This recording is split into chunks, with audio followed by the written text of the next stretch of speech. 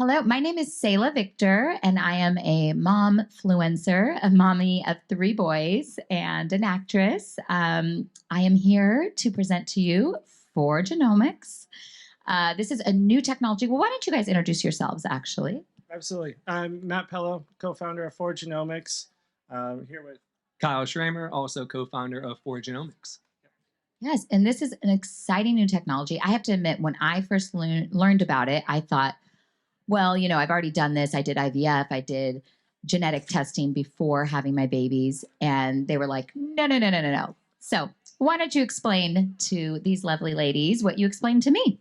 Absolutely. So we've worked in genetics, genomics for 15 years now, and seeing the research that's happened to understand how our DNA is linked to diseases. The DNA that you're born with is the DNA that you die with. And what it can tell us is what diseases we may be predisposed to. And if you know that early in life, you can then put in place clinical management plans so that you can then mitigate or even reduce the onset of symptoms.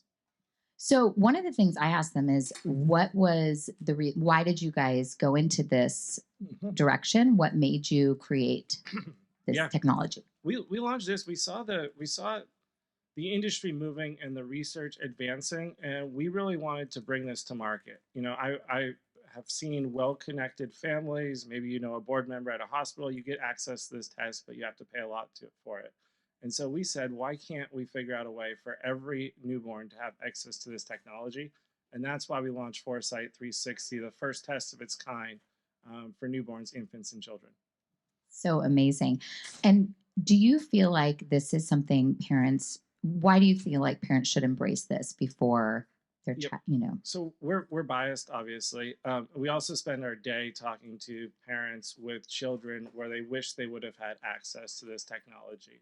It would have given them more options. And in a lot of cases, they've spent years going through a diagnostic odyssey. And so what we want to do is make the healthcare system more proactive. And by understanding your DNA early in life, it gives us that opportunity. There's a lot of aspects of personalized medicine, but knowing your DNA is a big component of that. And it can help you prevent things like if you know early prevention. Yep. Right. And what is the age range that you would? Under 5 is ideal. As you get older, you're going to start seeing symptoms for these diseases, and by the time you're an adult, you would have known if you've already had a genetic disease. About 30 million people in the U.S. live with a disease that we report on, and in every case, knowing earlier would be helpful. That's awesome. Would you think that what percentage of diseases do you think could be not cured necessarily, but helped and managed exactly with knowing early?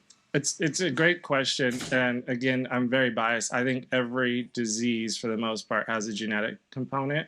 And we're slowly learning. There's about $6 billion spent per year to understand how our genes are tied to diseases. And so whether it's early in life diseases like monogenic conditions or later in life like neurologic diseases or adult onset cancers, there's a genetic component that can really, tell you if you're at risk more than the general population. What would be the action once a parent sees what their child is at risk for? What would be the next steps? So what we wanted to do was not just create the next 23andMe where it's here's your data, now you figure out what to do with it. So every report's delivered by a genetic counselor. There's both pre and post-test genetic counseling. Then there's also clinical management plans. So you get access to our app. Your pediatrician gets access to our app. Any of their specialists, it integrates with their EHR. And so they get full clinical management plans to, put in place proactive care plans for these children. Really cool. To further elaborate on that a little bit, I think you asked about it specific. So let's take something like Wilson's disease. If people aren't familiar with Wilson's disease, Wilson's is when your body cannot metabolize copper. There's copper in a whole litany of foods that you eat. You see it every single day. So if you know you have a predisposition for Wilson's disease and your body can't process copper, obviously you want to stay away from copper. So maybe don't eat these leafy greens and spinach, right? Take an anti-chelating drug that helps your body process the copper. And just have some simple lifestyle changes. So maybe this disease that typically has symptoms at between the age of 15 and 20, maybe the symptoms arise at age 40, maybe they arise at age 50, and maybe the symptoms never come and you never actually have the disease. And that's the whole principle behind it. That's really fascinating. And I think too, a lot of parents they want to know, but they're also afraid to know. I myself would feel that. So how would you help parents to get over that fear of the unknown? There's not a good answer. I think we are working with the parents that are interested in knowing as much as they can so that they can be as prepared as possible. Knowing just gives you more options as a parent. It's not knowing versus not knowing. It's not going to prevent the onset of symptoms. Right. It might, but in almost every case, we're talking to people that wish they would have known earlier. Yeah, and to further elaborate on Matt's point, I think that it's important that to realize that we don't just deliver the information like say other companies historically have. We talked about the 23s and Me in the World. We talked about some other companies and great products. Don't get me wrong. I'm not trying to knock the companies at all. But what they don't do is provide you the tools and resources and they gave you this knowledge and they don't tell you how you should treat this knowledge or what you should do with it. That's part of Foresight's goal, part of Foregenomics' goal in general, is to provide these tools and solutions. So let's, again, bring up Wilson's disease. Yeah. We give you the power, we'll give you support groups, we'll give you different doctors that you'll be able to associate with, who might specialize in something, different parent groups for kids with Wilson's disease, things along those lines. So it's not just knowing, it's tools to help you learn, to help address this in your mind and to help process it as well, both physically and mentally. That's really cool. And what about things that are more like everyday, not every day, of course, but diabetes, things like that that are more common and maybe not as scary, more manageable? Yeah. A great question. And this is where the science is going, is to start to understand why some people are more at risk for something like type 2 diabetes or cardiovascular disease. And so the way we've designed our tests is we do whole genome sequencing. So at a young age, we sequence 100% of the child's DNA. And then as these discoveries come out, we're constantly adding them to our report. And so each year, the child gets an updated report.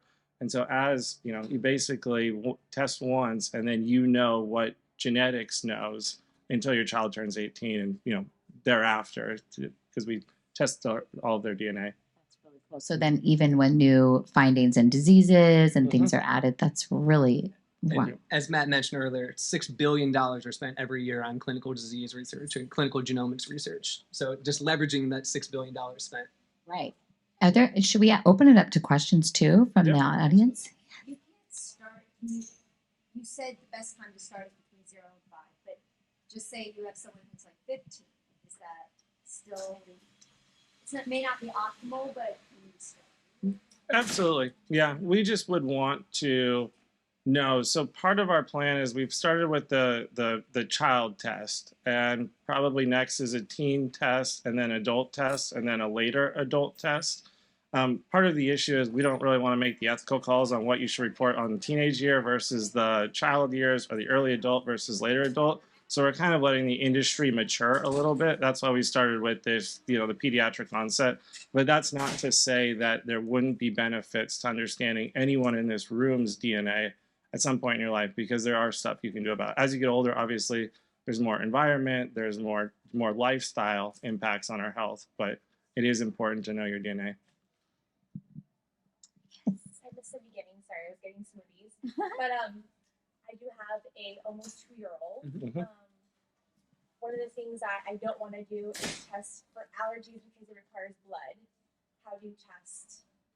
Yeah, absolutely. So I can answer that very directly. It's a saliva test, and that was this is an at-home test, right? So it is prescribed by our physicians on our side. They'll do the ordering, and you can use it with your GP. But at the end of the day, it is a at-home test. So how the process would work is you would go to our website, you would order the product, you'd consent, you put all your child's information there. We would ship a collection kit, which is just a swab that you swab the inside of the mouth 10 times on the one side, 10 times the other side, flip it upside down and send it back to us. Takes about 6 weeks to get results, and that's when the genetic counselor will deliver the results to you. So it is a painless saliva test.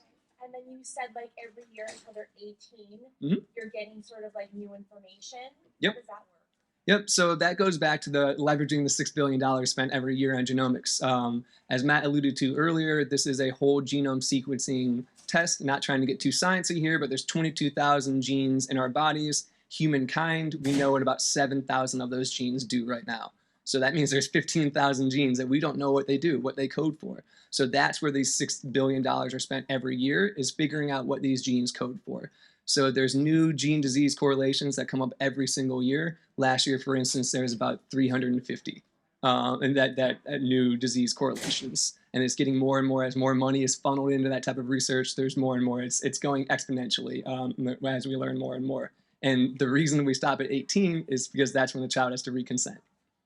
Thank you.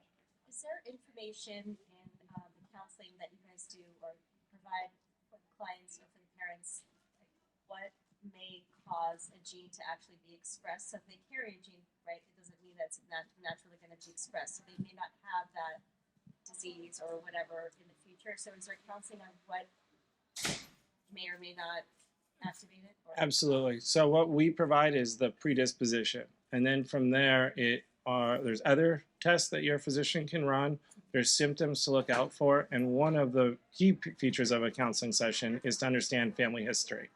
And so as we piece all of that information together, that's where you get the clinical management plan. And so then what about like environmental issues that? It varies disease to disease, but yes, I would say it depends on the disease. But if it's stress related, if it's environmental, if it's diet, if it's lifestyle, or proactively taking medication, one of those options is usually part of the plan. And I have a question around like, how do you know if a gene's being expressed? So like MTHFR, like it said that I had it on 23andMe, but I'm assuming it's expressing itself. That's why it's showing up. Otherwise, it wouldn't show up. Or would it? That's a perfect question. That's exactly what happened. That's why we're focused on kids to start with, because every disease that we report on is pediatric onset. And so 99% of the time, you'll see symptoms before the age of 20. As you start to get into the adult onset, you might be predisposed to Alzheimer's disease, but I have no idea if that's going to happen at age 50 or if it's going to happen at age 75, because there's so many other factors involved in some of those adult onset diseases. Any other questions? All right. Is there anything else you guys No, want to add? thanks so much for your time. Really appreciate it. Yes. We're just out there by the smoothies. Thank you, everyone.